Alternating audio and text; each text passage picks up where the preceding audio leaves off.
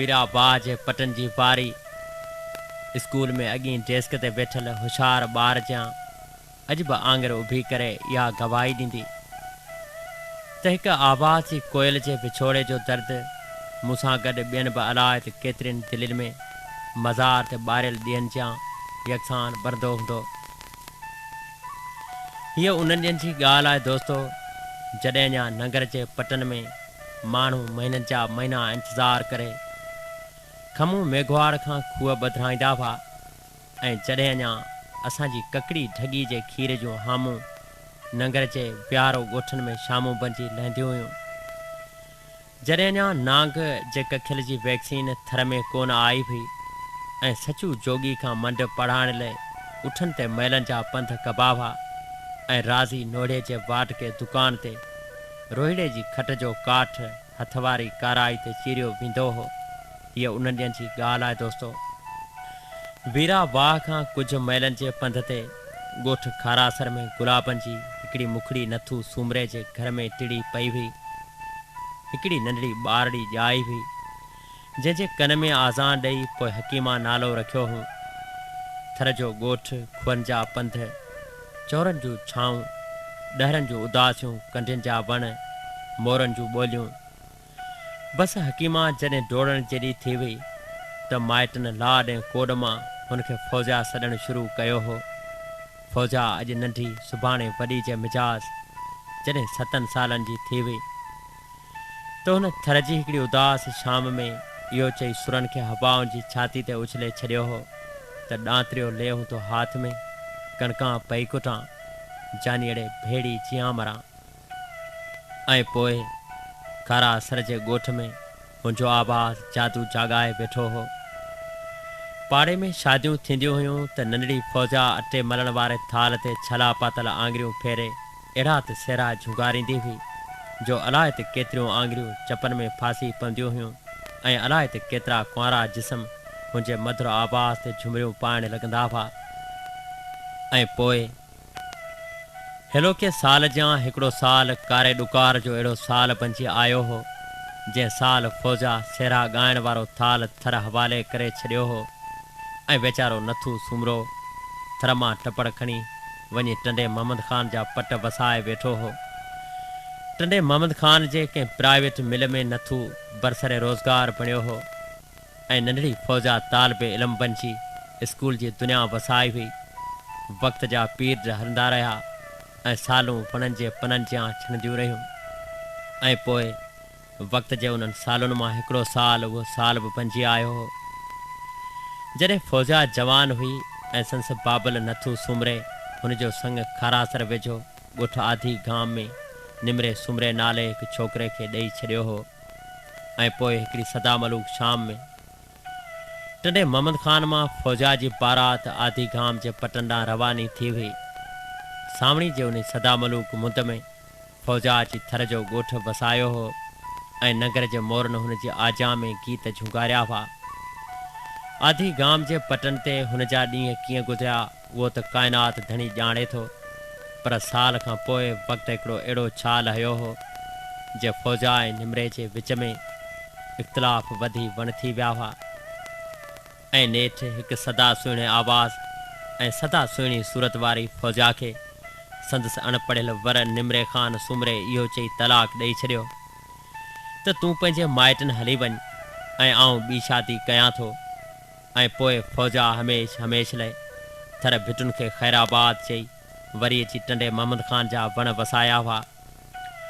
फौजा अॻे ई हसास तबियत ऐं दर्द वारी दिलि रखंदड़ हुई ऐं वरी जे संस ज़िंदगी जे चोले ते अहिड़ो दाग़ लॻो त वेतर फिराकनि जा फट वधी विया।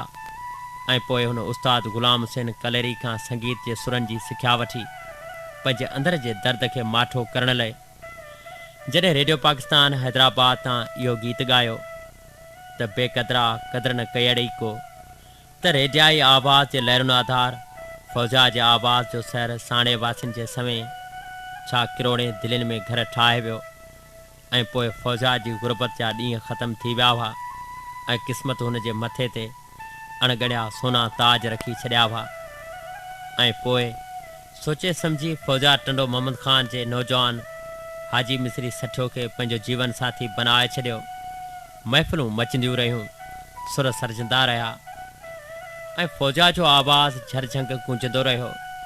ऐं पोइ हिकिड़े साल वक़्तु फ़ौजा लाइ ॿाहिरूं खणी आयो हो ऐं हुन जी झोली में हिकिड़ी मुखड़ी खुली पई हुई। फ़ौजा पंहिंजी धीअ ते किरन नालो रखियो हो। नंढड़ी किरन जॾहिं 6 सालनि जी थी हुई त कोयल जहिड़ो आवाज़ ऐं ॿाॿे जहिड़ी ॿोली रखंदड़ फ़ौजा सुमरो गुर्दनि जी तकलीफ़ वधण करे बिस्तरे भेड़ी थी वई ऐं उन साल 4 सेप्टेम्बर 2002 ते अरबा जी शाम रोशनी जे शहर कराची में हुन इहो चई पंहिंजूं अखियूं हमेशह लाइ बंदि करे छॾियूं त बसि तुंहिंजी ख़ुशी ख़ातिर जानी अॼु तुंहिंजी दुनिया छॾियो थी वञा, तूं पंहिंजनि सां आबाद हुजी, तोखे दुआ ई पछाड़ी ॾियो थी वञा। टंडो मोहम्मद ख़ान खां 1 किलोमीटर ओलह तरफ़ ओलिया बुरहान शाह जी मिट्टी में मदफून मरूम फ़ौजा सुमरो जी मज़ार ते अॼु बि अलाए त किथां किथां खां संस परस्तार कुल पढ़ी गुल रखण अचनि था ऐं अॼु बि संस गीत जॾहिं खारासर ऐं आधी गाम जे पटनि ते हवाउनि में विखरण लॻनि था त हुन जूं सरतियूं फ़ौजा करे सुकनि थियूं।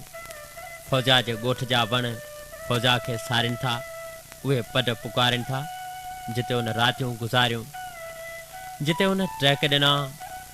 काश अॼु फ़ौजा उते न आहे, रुगो हुन जूं यादूं आहिनि, बसि रुगो उदासियूं आहिनि। अॼु बि हुन जूं सरतियूं हुनखे इहो चई पुकारनि थियूं त पहिरीं थी पए तूं ॾाढो परे, खिलां कंहिंसां मां खेटा करे, खिलां कंहिंसां मां खेटा करे। थी पे तूं ॾाढो परे हो, पहिरीं थी पे तूं ॾाढो परे हो, खिलां कंहिंसां मां खेटा करे हो, खिलां कंहिंसां मां खेटा करे।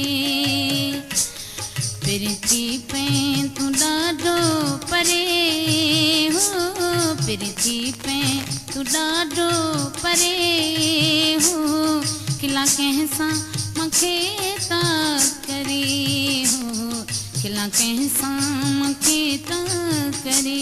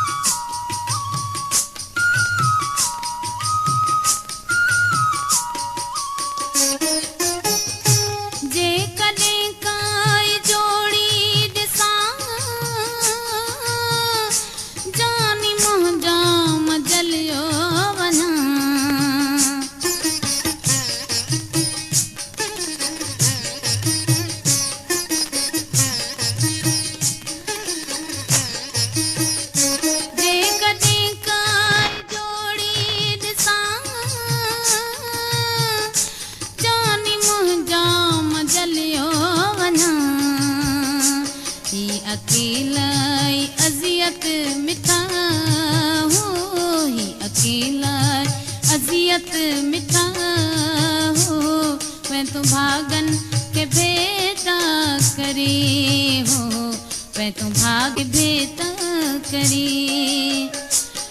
फिर थी पे तू ॾाढो परे हो, फिर थी पे तू ॾाढो परे हो, खिलां कंहिंसां मां खेता करे हो, खिलां कंहिंसां मां खेता करे।